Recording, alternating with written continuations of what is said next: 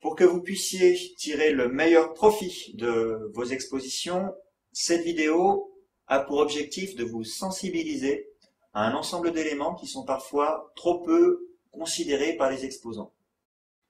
Un salon comporte des caractéristiques qui vont avoir des conséquences sur vos résultats si vous êtes en recherche de performance.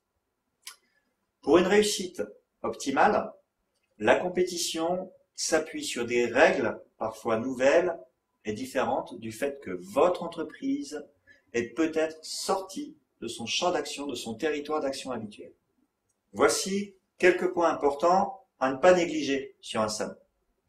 Une concurrence maximale et en temps réel du fait de la présence proche et directe des autres exposants, également de vos confrères, mais aussi du fait que finalement, chaque visiteur rencontre un nombre très limité d'exposants.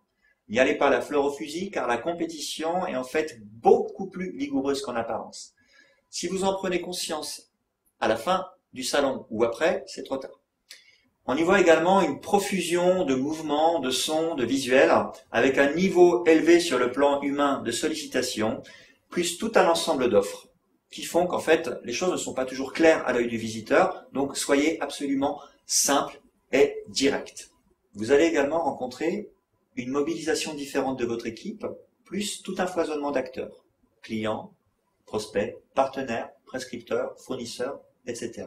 Également les médias.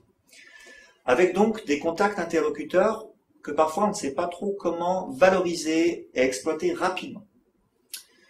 On rencontre aussi des changements rapides entre les moments de saturation, les moments de faible flux, de fort flux, de contact dans la cible ou hors cible. Et puis, concernant les visiteurs, vous allez avoir une diversité large d'attentes, de démarches, de typologies, de profils, de potentiels et de comportements. Bref, si toutes ces questions prennent de votre énergie et de votre temps, une fois sur le terrain, une fois de plus c'est trop tard, vous devez anticiper.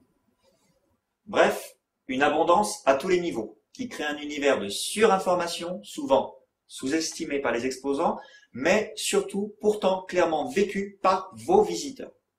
Alors malgré cela, vous devez marquer un maximum de points, générer un trafic de contacts qualifiés, séduire, convaincre, transformer, assurer des suites favorables.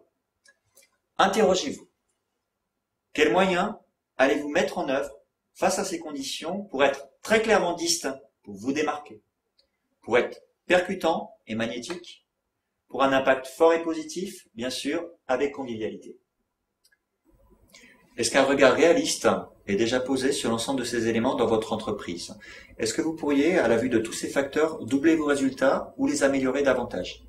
Interrogez-vous. Comment allez-vous, au regard de ces influences, adapter et optimiser le contact humain, votre accroche, vos animations, la relation commerciale et vos argumentaires, votre communication, les présentations, vos supports, votre image, votre notoriété, vos exemples, vos démonstrations, votre espace d'exposition.